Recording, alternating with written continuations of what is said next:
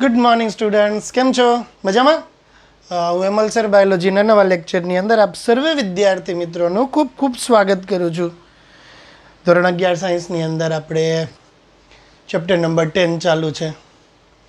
એમાં પ્રસ્તાવના વિશે આપણે વાત કરી, આંતરાવસ્થા વિશે વાત કરી, કોષ કેન્દ્ર વિભાજનનો એક પ્રકાર કે જેનું નામ હતું સંભાજન, એ વિશે આપણે વાત કરી કે ભાઈ સંભાજન છે એ કેવા પ્રકારનું કોષ વિભાજન છે જેને અંતર્ગત સર્જાતા નવા કોષોની અંદર રંગસૂત્રોની સંખ્યા માતૃકોષમાં હોય એટલી ને એટલી જ બાળકોષની અંદર પણ મેન્ટેન થાય છે. આ પ્રકારના કોષ વિભાજનમાં, સંભાજન પ્રકારના કોષ વિભાજનમાં રંગસૂત્રોની સંખ્યા માતૃકોષમાં હોય એટલી ને એટલી જ રંગસૂત્રોની સંખ્યા બાળકોષની અંદર પણ જળવાઈ રહે છે. આ પ્રકારનું કોષ વિભાજન છે એ વનસ્પતિ હોય તો એની અંદર એકકીય અને દ્વિકીય એમ બંને પ્રકારના સજીવોમાં થાય છે. પ્રાણીઓની અંદર 99% દ્વિકીય સજીવોમાં થાય છે, પણ કેટલીક વખત ડ્રોન જેવા મેં તમને કીધું એકકીય વસાહતી કીટકો એની અંદર પણ સંભાજન પ્રકારનું કોષ વિભાજન થતું હોય છે. પ્રક્રિયા સળંગ હતી અને 4 કેટેગરીમાં ડિવાઈડ કરી: પૂર્વાવસ્થા, ભાજનાવસ્થા, ભાજનોત્તરાવસ્થા અને અંત્યાવસ્થા. પૂર્વાવસ્થામાં રંગસૂત્ર દ્રવ્યમાંથી રંગસૂત્ર બને, દ્વિધ્રુવીય ત્રાક બને, કોષ કેન્દ્રિકા, કોષ કેન્દ્ર પટલ અદ્રશ્ય થઈ જાય, રંગસૂત્ર સમગ્ર કોષમાં સ્કેટર્ડ થઈ જાય, વેરવિખેર થઈ જાય. ભાજનાવસ્થાની અંદર રંગસૂત્રનું સંકોચન કમ્પ્લીટ થઈ જાય. સૂક્ષ્મદર્શક યંત્રમાં તમે એને અવલોકન કરી શકો. એમાં એક ચપટી તકતી જેવી રચના જોવા મળે જેનું નામ હતું કાઇનેટોકોર. કાઇનેટોકોરની મદદ વડે રંગસૂત્રોના સેન્ટ્રોમિયર દ્વિધ્રુવીય ત્રાક સાથે જોડાઈ ગતિ કરી અને કોષના મધ્ય ભાગમાં ગોઠવાઈ જાય. આ પ્રકારે કોષનો જે મધ્ય ભાગ બને છે ને, મધ્ય ભાગને આપણે શું કહીએ છીએ તો કે કોષનો મધ્ય ભાગ છે એને વિષુવવૃત્તીય તલ અથવા ભાજન તલ તરીકે ઓળખીએ છીએ. ભાજનાવસ્થા પૂરી. ભાજનોત્તર અવસ્થામાં સેન્ટ્રોમિયરનું વિભાજન થાય, એકલ સૂત્રો છૂટા પડે, ત્રાકતંતુઓનું સંકોચન થાય, એકલ સૂત્રો વિરુદ્ધ ધ્રુવ તરફ ગતિ કરે, એના લીધે ધ્રુવ પાસે રંગસૂત્રિકા પહોંચી જાય. જેટલા રંગસૂત્રો હોય ને એટલી જ રંગસૂત્રિકા ધ્રુવ પાસે પહોંચે. મનુષ્યમાં ટોટલ રંગસૂત્ર 46 હોય તો ધ્રુવ પાસે પહોંચતી રંગસૂત્રિકા કેટલી? 46 રંગસૂત્રિકા ધ્રુવ પાસે પહોંચે છે. કોષ કેન્દ્ર પટલ, કોષ કેન્દ્રિકા પુનઃનિર્મિત થાય છે. કોષ કેન્દ્ર પટલ અને કોષ કેન્દ્રિકાનું પુનઃનિર્માણ થાય છે. રાઈટ, કોષ કેન્દ્ર પટલ અને કોષ કેન્દ્રિકાનું સ્કેટર્ડ થઈ જાય છે અને ત્યાં ફરી પાછા પહોંચી જાય છે. તો આ ભાજનોત્તર અવસ્થા પૂરી. હવે અંત્યાવસ્થા તો કે કોષ કેન્દ્ર પટલ, કોષ કેન્દ્રિકાનું પુનઃનિર્માણ થાય, રંગસૂત્રમાંથી પાછું રંગસૂત્ર દ્રવ્ય બની જાય, અંતકોષ રસજાળને ગોલ્ગી કહી કે જે પૂર્વાવસ્થાના અંતભાગ સુધીમાં અદ્રશ્ય થઈ ગયા હતા અને અંત્યાવસ્થાના અંતભાગ સુધીમાં પાછા આવી જાય છે.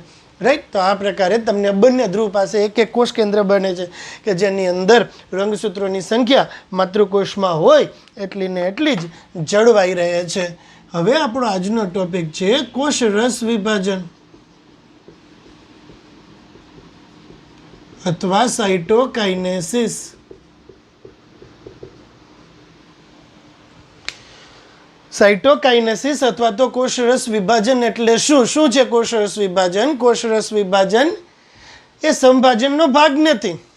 કોષરસ વિભાજન એ સંભાજનનો ભાગ નથી, પરંતુ સંભાજનને પૂર્ણ બનાવતી એક સ્વતંત્ર ઘટના છે. કારણ કે કોષરસ વિભાજન તો સંભાજન તો કોષ કેન્દ્ર વિભાજનનો ભાગ છે, એટલે આ કોષરસ વિભાજન છે એને સંભાજનનો ભાગ ન કહેવાય. તો શું કહેવાય કોષરસ વિભાજનને? કોષરસ વિભાજન સંભાજનનો ભાગ નથી, પરંતુ સંભાજનને પૂર્ણ બનાવતી એક સ્વતંત્ર ઘટના છે. કોષરસ વિભાજન એ સંભાજનનો ભાગ નથી, પરંતુ સંભાજનને પૂર્ણ બનાવતી એક સ્વતંત્ર ઘટના છે. ઓકે, આ યાદ રાખજો. કોષરસ વિભાજન એ સંભાજનનો ભાગ નથી, એ સંભાજનનો ભાગ નથી, પરંતુ સંભાજનને પૂર્ણ બનાવતી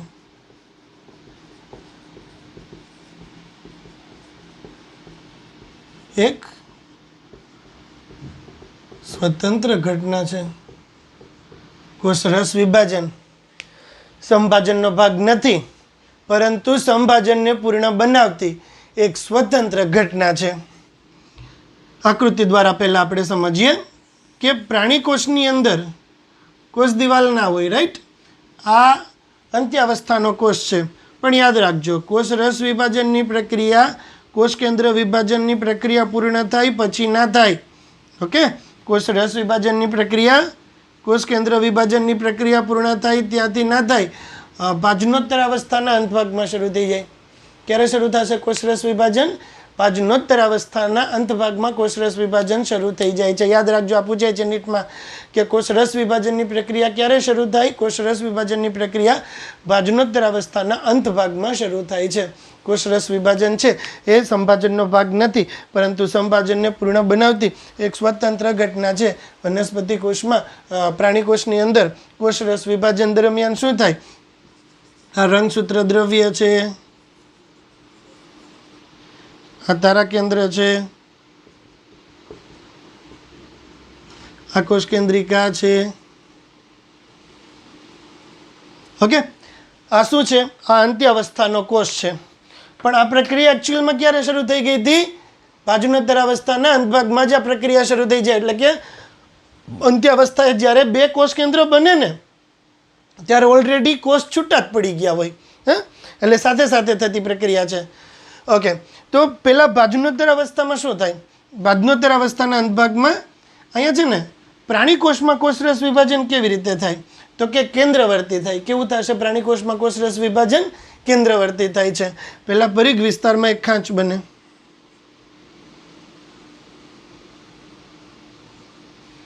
બરાબર? અહીંયા તંતુ આવેલા હોય, કેટલાક પ્રોટીનના બનેલા તંતુ હોય, તંતુ ખેંચાય. તંતુ ખેંચાય ને એટલે પરિઘ વિસ્તારમાં એક ખાંચ બને.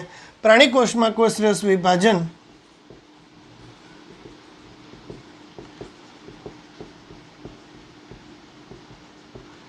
કેન્દ્રગામી હોય છે.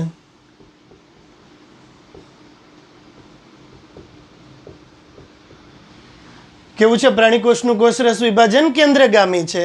કેવી રીતે આપણે સાબિત કરીએ? તો કે પરિઘ વિસ્તારમાં એક ખાંચ બને,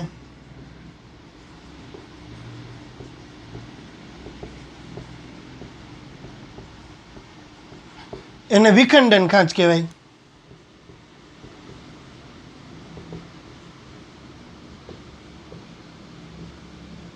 હવે આ વિખંડન ખાંચ છે ને, આ ખાંચ પરિઘ વિસ્તારથી કેન્દ્રસ્થ ભાગ તરફ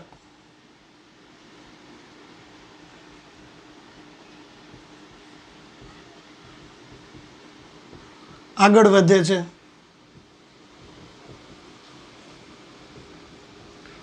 અને બે કોષને એકબીજાથી અલગ કરે છે. પૂરું થઈ ગયું. જો આ એક વિખંડન ખાંચ બની ને, આ વિખંડન ખાંચ છે ને એ હવે પરિઘ વિસ્તારથી કેન્દ્રસ્થ વિસ્તાર સુધી લંબાઈ આગળ આગળ વધતી જાય. આટલી વધી આગળ, હજી થોડીક આગળ વધારીએ, વધી ગઈ. અને ફાઇનલી બે કોષને એકબીજાથી છૂટા કરી દે. આ પ્રકારે પ્રાણી કોષની અંદર કોષ દિવાલ આવેલી હોય, પ્રાણી કોષની અંદર કોષરસ વિભાજનની પ્રક્રિયા થાય છે. What is સાઇટોકાઇનેસિસ? કોષરસ વિભાજન શું છે? કોષરસ વિભાજન એ સંભાજનનો ભાગ નથી, પરંતુ સંભાજનને પૂર્ણ બનાવે તેવી એક સ્વતંત્ર પ્રક્રિયા છે. વનસ્પતિ કોષમાં કોષરસ વિભાજન પરિઘ વિસ્તારમાં શરૂ થાય છે. પ્રાણી કોષમાં કોષરસ વિભાજન પરિઘ વિસ્તારમાં શરૂ થાય. પરિઘ વિસ્તારમાં એક ખાંચ બને. આ ખાંચ છે એને વિખંડન ખાંચ કહેવાય. આ વિખંડન ખાંચ પરિઘ વિસ્તારથી કેન્દ્રસ્થ વિસ્તાર તરફ આગળ વધે અને અલ્ટિમેટલી બે કોષને એકબીજાથી છૂટા પાડી દે. હવે વનસ્પતિ કોષની આપણે વાત કરીએ ને, ઓકે, વનસ્પતિ કોષમાં તો કે ભાઈ વનસ્પતિ કોષની અંદર તો કોષ દિવાલ આવેલી હોય. વનસ્પતિ કોષની અંદર તો કોષ દિવાલ આવેલી હોય.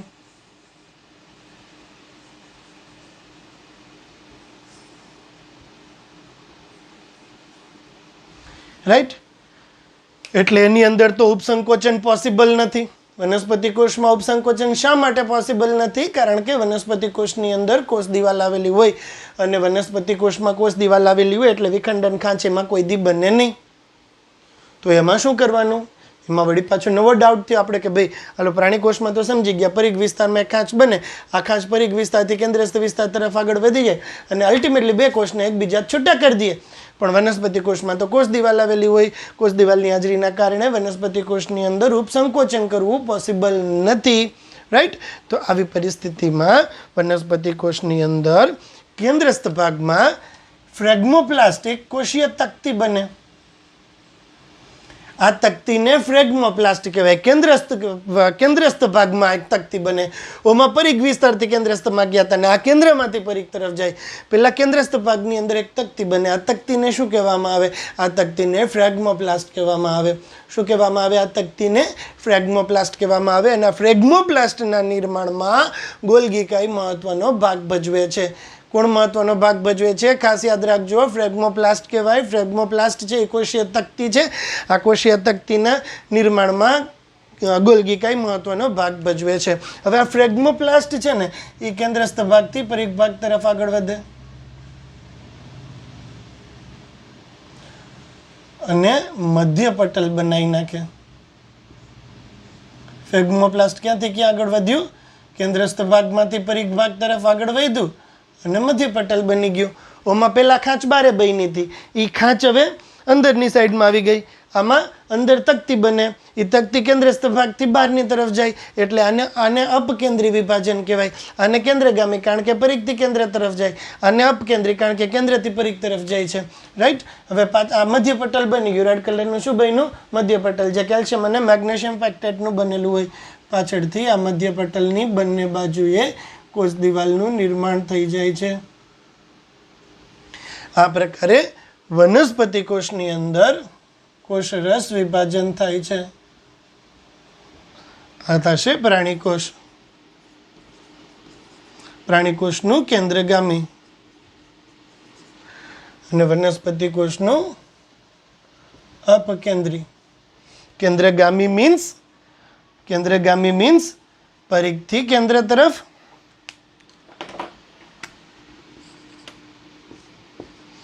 અને અપકેન્દ્રી મીન્સ કેન્દ્રથી પરિઘ તરફ. આ પ્રશ્ન ઘણી વખત નીટની અંદર પૂછાતો હોય છે કે કેવા પ્રકારનું કોષરસ વિભાજન થાય છે. એકદમ સિમ્પલ પ્રશ્ન હતો, આપણે આવડી ગયો. રાઈટ ને? જો સંભાજન છે એ કોષ કેન્દ્ર વિભાજન છે. રાઈટ. અને કોષરસ વિભાજન એ કોષ કેન્દ્ર વિભાજનનો ભાગ નથી. કોષ કેન્દ્ર વિભાજનને સંપૂર્ણ બનાવતી એક સ્વતંત્ર ઘટના છે. પ્રાણી કોષની અંદર કોષરસ વિભાજન પરિઘ વિસ્તારમાંથી શરૂ થાય. પહેલાં વિખંડન ખાંચ બને જે પાચનોત્તર અવસ્થા દરમિયાન જ ઉત્પન્ન થવાનું શરૂ થઈ જાય છે. અને આ વિખંડન ખાંચ પરિઘ વિસ્તારથી કેન્દ્રસ્થ વિસ્તાર તરફ આગળ વધે અને અલ્ટિમેટલી બે કોષને છૂટા પાડી દે. કેન્દ્રગામી વિભાજન. વનસ્પતિ કોષની અંદર મધ્ય ભાગમાં પ્રોટીનની બનેલી એક તકતી બને. આ તકતી કેન્દ્રસ્થ ભાગથી પરિઘ વિસ્તાર તરફ આગળ વધે અને બે કોષને એકબીજાથી છૂટા કરી દે છે. બરાબર. એટલે કે અપકેન્દ્રી કોષ વિભાજન જોવા મળે છે. વનસ્પતિ કોષમાં કોષ દિવાલની હાજરી હોવાથી તેનું ઉપસંકોચન કરી શકાતું નથી. આથી મધ્ય ભાગમાં એક કોષ તકતી, કોષ પટ્ટી બને. ફ્રેગમોપ્લાસ્ટ.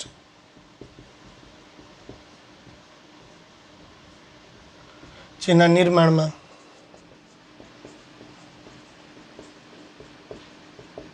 ગોલ્ગી કાય મહત્વનો ભાગ ભજવે.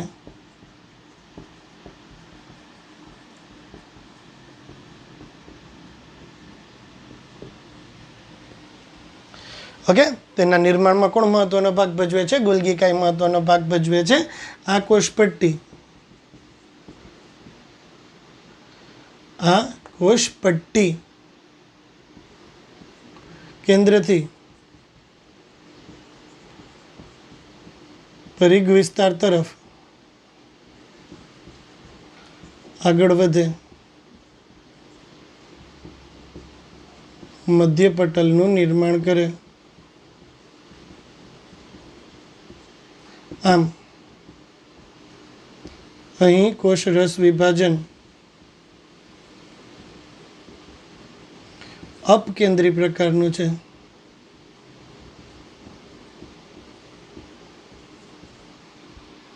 બરાબર. પાછળથી આ મધ્ય પટલની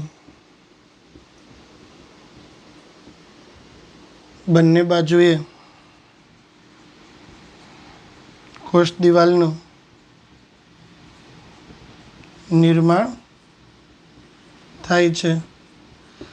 પાછળથી આ મધ્ય પટલની બંને બાજુએ કોષ દિવાલનું નિર્માણ થાય છે. ચાલો ડન. હવે પાછા આની સાથે સંકળાયેલા બે એક્સ્ટ્રા વસ્તુઓ. પહેલી વસ્તુ, આ અવસ્થા દરમિયાન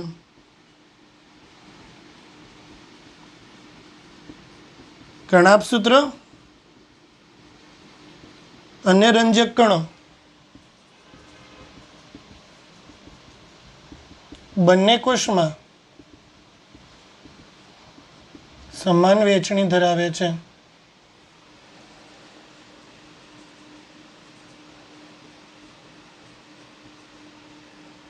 અને છેલ્લું, ઘણીવાર કોષ કેન્દ્ર વિભાજન થાય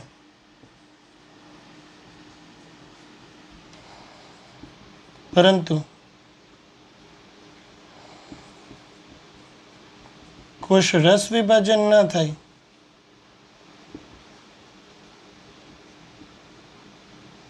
ત્યારે બહુ કોષ કેન્દ્રીય સ્થિતિ સર્જાય.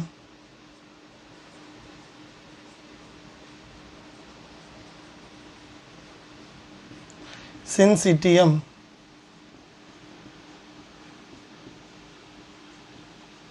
જેમ કે નાળિયેરનું પાણી.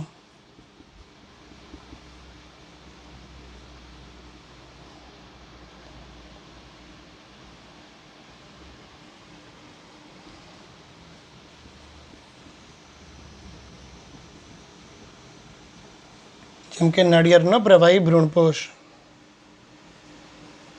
લાસ્ટ લાઈન કદાચ નહીં દેખાતી હોય. ઘણી વખત કોષ કેન્દ્ર વિભાજન થઈ જાય પરંતુ કોષ રસનું વિભાજન ના થાય. આવા વખતે બહુ કોષ કેન્દ્રીય સ્થિતિનું સર્જન થાય અને નાળિયેરના પ્રવાહી ભ્રૂણપોષની અંદર તમે આવી બહુ કોષ કેન્દ્રીય સ્થિતિનો અભ્યાસ કરી શકો છો. ઓકે, એક જ શબ્દ નથી દેખાતો, ખાલી છેલ્લો એક જ શબ્દ બહુકોષીય ભ્રૂણપોષ. ઓકે, એક જ શબ્દ છે અહીંયા ખાલી, પ્રવાહી ભ્રૂણપોષ. નાળિયેરનો પ્રવાહી ભ્રૂણપોષ. એક જ શબ્દ નથી દેખાતો, એ શબ્દ અહીંયા લખી નાખું છું, પ્રવાહી ભ્રૂણપોષ. ભ્રૂણપોષ એટલે કે ભ્રૂણને પોષણ પૂરું પાડતી એક રચના. રાઈટ. તો આ થયું કોષરસ વિભાજન. કોષરસ વિભાજન છે એ સંભાજનનો ભાગ નથી પરંતુ સંભાજનને પૂર્ણ બનાવતી એક સ્વતંત્ર ઘટના છે. વનસ્પતિ કોષની અંદર કોષરસ વિભાજન પરિઘ વિસ્તારમાંથી શરૂ થાય અને પ્રાણી કોષમાં કોષરસ વિભાજન પરિઘ વિસ્તારમાંથી શરૂ થાય અને કેન્દ્રસ્થ વિસ્તાર તરફ ક્રમશઃ આગળ વધે છે.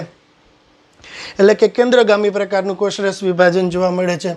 જ્યારે વનસ્પતિની અંદર તો કોષ દિવાલ આવેલી હોય એનું ઉપસંકોચન ના થાય એટલે અપકેન્દ્રી પ્રકારનું કોષરસ વિભાજન જોવા મળે છે. કેન્દ્રથી પરિઘ તરફ આગળ વધે છે. અહીં મધ્યપટલ તરીકે ઓળખાતી એક તકતી બને છે.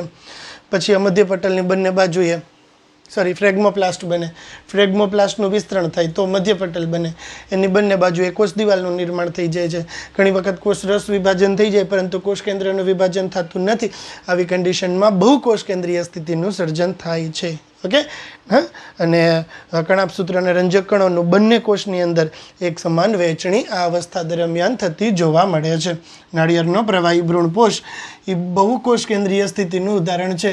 બહુકોષ કેન્દ્રીય સ્થિતિ એટલે વળી શું? તો કે કેટલીય વખત એવું બને કે કોષ કેન્દ્રનું વિભાજન થાય પરંતુ કોષ રસનું વિભાજન ના થાય. આવી પરિસ્થિતિમાં બહુકોષ કેન્દ્રીય સ્થિતિનું નિર્માણ થાય છે. શું છે બહુકોષ કેન્દ્રીય સ્થિતિ? એક એવી પરિસ્થિતિ કે જેને અંતર્ગત કોષ કેન્દ્રનું વિભાજન થાય પરંતુ કોષ રસનું વિભાજન ના થાય તેને બહુકોષ કેન્દ્રીય સ્થિતિ અથવા તો સિન્સિટિયમ કહેવામાં આવે છે. કોષ કેન્દ્રનું વિભાજન થાય પરંતુ કોષ રસનું વિભાજન ના થાય તેને બહુકોષ કેન્દ્રીય સ્થિતિ અથવા તો સિન્સિટિયમ કહેવામાં આવે છે. નાળિયેરના પ્રવાહી ભ્રૂણપોષની અંદર તમે આ અવસ્થાને એકદમ સરળતાથી નિહાળી શકો છો. હવે પછીનો આપણો પ્રશ્ન છે એ થશે સંભાજનનું મહત્વ. સંભાજન શા માટે કરવામાં આવે છે?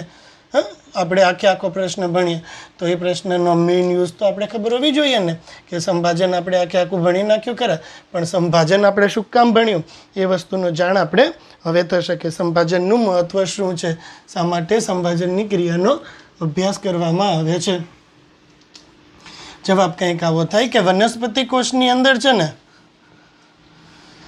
સંભાજન એકકીય અને દ્વિકીય એમ બંને પ્રકારના સજીવની અંદર થઈ શકે છે અને પ્રાણી કોષની અંદર સંભાજન માત્ર દ્વિકીય કોષમાં જ થાય છે. સંભાજનનું મહત્વ નાનો એવો પ્રશ્ન છે.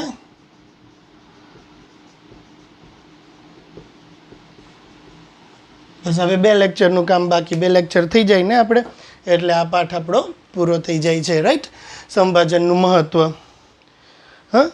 સિગ્નિફિકન્સ ઓફ માઇટોસિસ, મહત્વને સિગ્નિફિકન્સ પણ કહેવામાં આવે છે. સિગ્નિફિકન્સ ઓફ માઇટોસિસ, સંભાજનનું મહત્વ. તો કે વનસ્પતિ કોષમાં આમ તો સંભાજન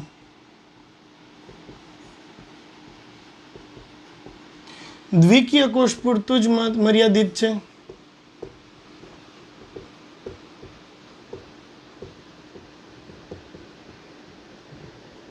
પરંતુ વનસ્પતિમાં કેટલીક નીચલી કક્ષાની વનસ્પતિઓ અને વસાહતી કીટકોમાં એકકીય કોષોમાં પણ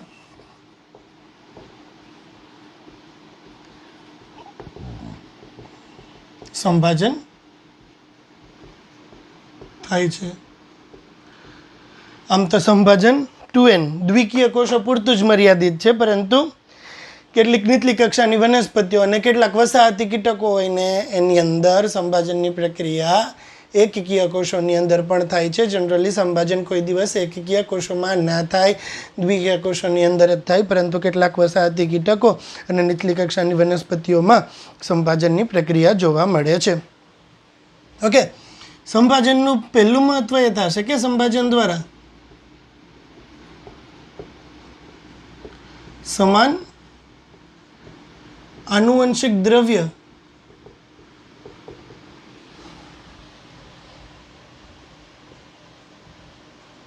જળવાઈ રહે છે. મતલબ કે જે જનીનો પિતૃઓમાં હતા ને એ જ જનીનો એક્ઝેક્ટલી બાળકોષની અંદર પણ ઉતરી આવે. સંભાજન છે એક એવી પ્રક્રિયા છે કે જેને અંતર્ગત સમાન આનુવંશિક દ્રવ્ય જળવાઈ રહે છે. એટલે કે જનીનો છે ને એ પિતૃઓમાં હતા ને એવા ને એવા જળવાઈ રહે છે. કેવા રહેશે જનીનો?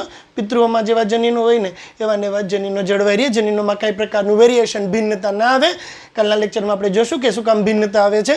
તો સમાન આનુવંશિક દ્રવ્ય જળવાઈ રહે છે. રાઈટ, રંગસૂત્રોની સંખ્યા પણ જળવાઈ રહે છે.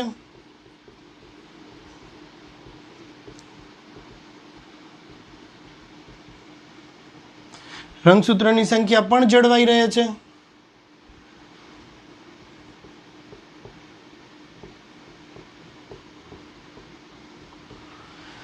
ઓકે, સંભાજન દ્વારા સમાન આનુવંશિક દ્રવ્ય જળવાઈ રહે, રંગસૂત્રોની સંખ્યા જળવાઈ રહે. રાઈટ, આમ તો સંભાજન દ્વિકીય કોષો પૂરતું જ મર્યાદિત છે, પરંતુ કેટલીક નીચલી કક્ષાની વનસ્પતિઓ અને કેટલાક વસાહતી કીટકોની અંદર એકકીય કોષોમાં પણ સંભાજનની પ્રક્રિયા થતી જોવા મળે છે. સંભાજન દ્વારા સમાન આનુવંશિક દ્રવ્ય જળવાઈ રહે, મતલબ કે પિતૃપેઢીની અંદર જેવા જનીનો હતા ને એઝ ઇટ ઇઝ એને એ જ જનીનો બાળપેઢીની અંદર પણ જળવાઈ રહે. નવું કાંઈ વેરિએશન આવે નહીં. એટલે જો તમે આંબો છે, આંબો એના કલમ દ્વારા તમે નવો આંબો ઉત્પન્ન કરો તો એક આંબામાં જે માતૃ આંબામાં જેવી મીઠી કેરી હતી ને એવી નેવી જ કેરી બાળ આંબાની અંદર પણ જોવા મળશે. શું કામ? કારણ કે સંભાજનનું કામ જ એ છે સમાન આનુવંશિક દ્રવ્ય જાળવી રાખવું, રંગસૂત્રોની સંખ્યા જાળવી રાખે છે.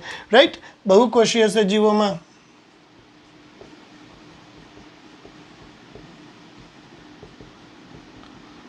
વૃદ્ધિની પ્રક્રિયા બહુકોષીય સજીવોની કોષીય વૃદ્ધિ કોના લીધે થાય? આપણે આગળ આવી ગયું પેલા પાઠની અંદર આ સ્ટેટમેન્ટ કે એકકોષીય કે બહુકોષી વૃદ્ધિની પ્રક્રિયા સંભાજન દ્વારા જ થાય છે. હવે એક વસ્તુ સમજો, સંભાજન છે ને કોષમાં કોષ કેન્દ્ર અને કોષ રસનું પ્રમાણ જાળવે છે. એટલે કે કોષની અંદર કોષ કેન્દ્રની સંખ્યા અને કોષ રસની સંખ્યા, કોષની અંદર કોષ કેન્દ્રનું પ્રમાણ અને કોષ રસનું પ્રમાણ એ બેલેન્સ કરી રાખે છે. હવે એક એક્ઝામ્પલ આપું તમને હું કે એક ભાઈ છે, એને 4 દીકરા છે. જ્યાં સુધી બધાય નાના હતા, બધાય છોકરાઓના લગ્ન નહોતા થયા ત્યાં સુધી બધા એક ફેમિલીની અંદર રહેતા હતા, એક ઘરની અંદર રહેતા હતા, કાંઈ ઇસ્યુ થતા નહોતા.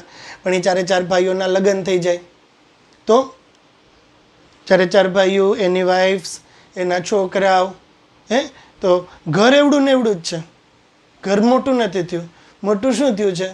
ઘર એવડું ને એવડું જ છે, ઘર મોટું થયું નથી, પણ નંબર ઓફ પીપલ વધતા ગયા ને તો આપણે શું કરશું?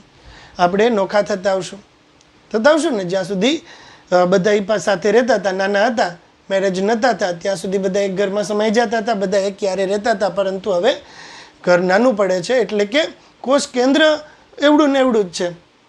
કોષ રસ મોટું થઈ જાય. કોષીય વૃદ્ધિની પ્રક્રિયા દરમિયાન જે દરે કોષ રસમાં વૃદ્ધિ થાય ને એ દરે કોષ કેન્દ્રમાં વૃદ્ધિ ના થાય. કોષીય વૃદ્ધિની પ્રક્રિયા દરમિયાન જે દરે કોષ રસની વૃદ્ધિ થાય ને એ દરે કોષ કેન્દ્રની વૃદ્ધિ નથી થતી. એટલા માટે કોષ રસની વૃદ્ધિ થાય એ દરે કોષ કેન્દ્રની વૃદ્ધિ ના થાય. એટલા માટે કોષ કેન્દ્ર દ્વારા કોષીય કાર્યોનું નિયમન ના થાય. રાઈટ? એટલે કે કોષનો કેરિયોપ્લાઝમિક ઇન્ડેક્સ બોલાય ને KI, કેરિયોપ્લાઝમિક ઇન્ડેક્સ ડિસ્ટર્બ થઈ જાય. આવો કેરિયોપ્લાઝમિક ઇન્ડેક્સ ડિસ્ટર્બ ના થાય એટલા માટે સંભાજનની પ્રક્રિયા જરૂરી છે. બરાબર છે? કોષીય વૃદ્ધિની પ્રક્રિયા દરમિયાન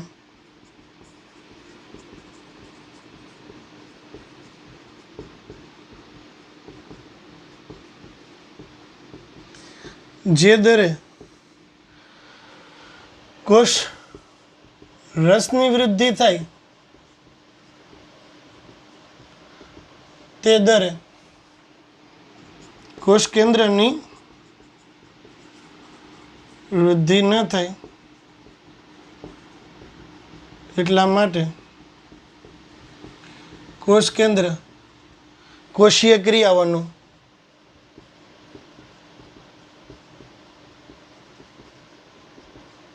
નિયમન ના કરી શકે.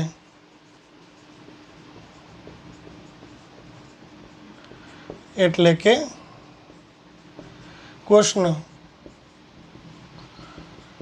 કેરિયોપ્લાઝમિક ઇન્ડેક્સ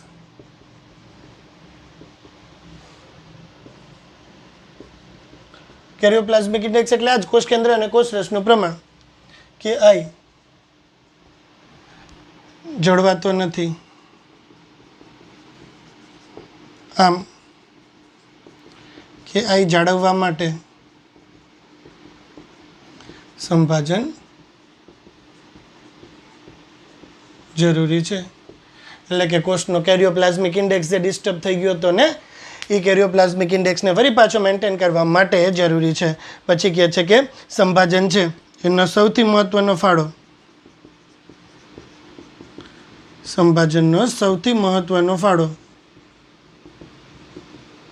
સમારકામનો છે. સંભાજનનો સૌથી મહત્વનો ફાળો શું છે? સમારકામનો છે. આપણું ત્વચાનું અધિચ્છેદ જો આ છે ને આપણે અહીં ખંજવાળ કર્યું બરાબર. અધિચ્છેદનું સૌથી બહારનું પડ ગરમ ગરમ જમી લીધું તો અન્નમાર્ગનું અસ્તર, અધિચ્છેદનું સૌથી બહારનું પડ અન્નમાર્ગનું અસ્તર અને રુધિરકોષો છે એ સતત બદલાતા રહેવા જોઈએ. રાઈટ? અહીંયા ખંજવાળ કરી આપણે હાથ આમ ઘસ્યા ને તો લાખો કોષ મરી ગયા. તો આ મરી ગયેલા કોષોના સ્થાને નવા કોષો ક્યારે ઉત્પન્ન થાય? સંભાજન થાય. તો આને સમારકામ કહેવાય. ગરમા ગરમ ચા પી લીધો, ગરમા ગરમ જમી લીધું, આખું બકલ કેવિટી મોઢું આખું છે એ અંદરથી ખવાઈ ગયું બરાબર. તો ત્યાં પાછા નવા કોષો બનશે ને. કોના લીધે બને? સંભાજનથી બને. આપણા શરીરની અંદર રોજ લાખો રક્તકણ નાશ પામે એના બદલે જે નવા રક્તકણો ઉત્પન્ન થાય એ સંભાજનના લીધે જ થાય છે. રાઈટ? જેમ કે ત્વચાનું અધિચર્મ, મુખ ગુહાની અંદરની સપાટી, અન્નમાર્ગનું અસ્તર,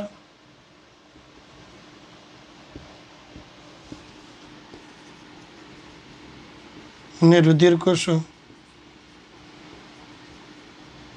સતત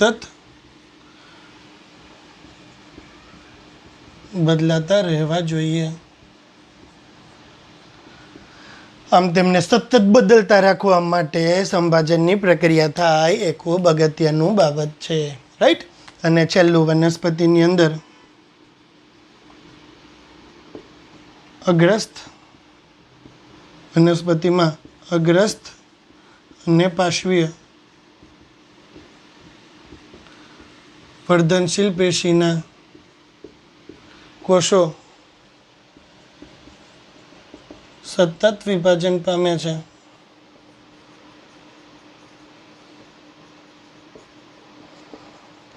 આથી તેમાં સંભાજન દ્વારા જીવન પર્યંત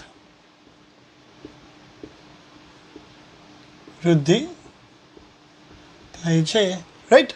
વનસ્પતિની અંદર પણ વૃદ્ધિની પ્રક્રિયા સતત ને સતત ચાલુ રહી. આમ તો સંભાજન દ્વિકીય કોષ પૂરતું જ મર્યાદિત છે, રાઈટ. પરંતુ કેટલીક નીચલી કક્ષાની વનસ્પતિઓ અને વસાહતી કીટકોની અંદર એકકીય કોષો પણ સંભાજનની પ્રક્રિયા દર્શાવે છે. સંભાજનની પ્રક્રિયા દરમિયાન સમાન આનુવંશિક દ્રવ્ય જળવાય છે, રંગસૂત્રોની સંખ્યા જળવાય છે, રાઈટ. બહુકોષીય સજીવોમાં વૃદ્ધિ સંભાજન દરમિયાન કોષમાં કે કોષ કેન્દ્રની બહુકોષીય સજીવોમાં વૃદ્ધિની પ્રક્રિયા સંભાજન દ્વારા જ શક્ય બને છે. સંભાજન દ્વારા સંભાજન છે એ કોષ કેન્દ્ર અને કોષરસનું પ્રમાણ જાળવવામાં પણ મહત્વનો ભાગ ભજવે છે, રાઈટ. કોષીય વૃદ્ધિની પ્રક્રિયા દરમિયાન જે દરે કોષરસની વૃદ્ધિ થાય એ દરે કોષ કેન્દ્રની વૃદ્ધિ ના થાય. એટલે કે જેમ જેમ નંબર ઓફ ફેમિલી મેમ્બર્સ વધતા જાય એ દરે ઘર મોટું થતું નથી. એટલા માટે ડિવિઝન દ્વારા નવા નવા ફેમિલીઝ, ન્યુક્લિયર ફેમિલીઝ બનાવવા પડે છે. આમ કેરિયોપ્લાઝમિક ઇન્ડેક્સ જળવાય ને એના માટે સંભાજન છે. આપણું શરીર છે એના ઘણા બધા ભાગો એવા છે જે સતત ડેમેજ થતા રહેતા હોય. કપડા સાથે ઘસાય અને ચામડી ડેમેજ થાય, અનમાર્ક ડેમેજ થાય, મુખ ગુવાનું અસ્તર ડેમેજ થાય. આ બધા ડેમેજ થતા ભાગોના સ્થાને નવા ભાગોનું નિર્માણ કરવું હોય તો એના માટે સંભાજન થવું જરૂરી છે. વનસ્પતિના જે અગ્રસ્ત વર્ધનશીલ પેશીના કોષો હતા એની અંદર સંભાજનની પ્રક્રિયા દરમિયાન જ જીવન પર્યંત વૃદ્ધિની પ્રક્રિયા શક્ય બને છે. તો આમ વનસ્પતિની અંદર પણ વૃદ્ધિની પ્રક્રિયા માટે સંભાજન મહત્વનો ભાગ ભજવે છે, રાઈટ. તો આ બે પ્રશ્ન આપણે જોયા. હવે કાલે ગુડ બાય.